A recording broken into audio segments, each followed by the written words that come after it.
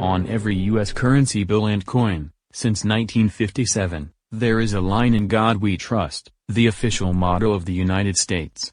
Does this mean that the God guarantees the value of it? Welcome to Music Pub Cartoons. The obvious no is actually not completely correct, although a clear yes makes no sense at all. If a portion of currency holders loses trust in its value, it decreases. We can see this clearly every day with the change of exchange rates and, on a slightly longer scale, inflation. If there is a significant portion of people who additionally value the dollar because of this line, then it actually increases its value. So, it is trust in the currency that gives a currency its value. When the crisis of 2008 hit, the trust in the banking system, and as a consequence in the monetary system, shattered.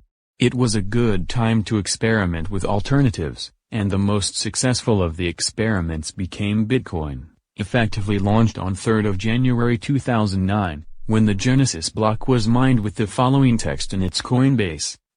It is interesting to know that the first theoretical work on cryptocurrency dates back to 1991, and the first proof of work code was released in 2004 by Hal Finney, who was the receiver of the first Bitcoin transaction on 12th of January 2009. It really took a major financial and monetary crisis for Bitcoin, and blockchain in general, to succeed. When we talk about using blockchain in music rights, we must ask ourselves two questions: is the tech ready? And is the situation ripe? This is the 4th episode in the Tuesday Tech series, about the use of blockchain in music rights.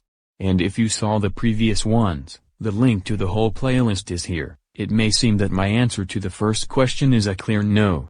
I may sound like BS, but it actually depends on the answer to the second question.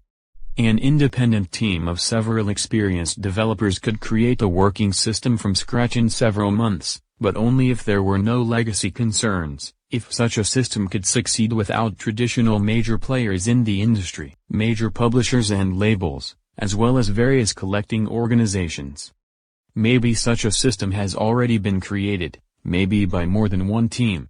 Maybe it is already active and growing, but has stayed under my radar until now. On the other hand, several systems that I know of, are currently being developed, sponsored by some of the aforementioned key players. I know about them because I was contacted regarding the integration with contemporary processes in music rights. So, is the situation ripe? I don't believe it is ripe for a clean cut, although the tech may already exist or could exist fast. Is it ripe for some kind of integration with legacy processes and systems? The answer here is a clear yes, but to the best of my knowledge, this is currently technologically not possible. Legacy systems must be significantly upgraded first. Some of this has been covered in the previous episodes. As you can see, neither a clear-cut nor a legacy integration approach would work at this point in time, but, we do live in very interesting times. Things are changing rapidly. With Brexit looming on us, and the extreme centralization of power in the US, as well as trade wars, the situation may become ripe for a clean cut very soon. On the other hand, there is a growing sense of urgency with traditional key players. They are becoming aware that things will have to change soon and fast, or they will end up on the losing end of the clean cut. Next Tuesday, I will cover the ideas people have when they talk about using blockchain in music rights. I'll see you in that video.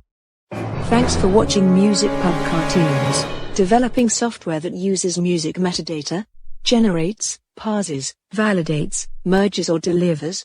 Check out CWR Dev Toolset and Visual CWR Validator. We also recommend this video. Please subscribe and press on the bell.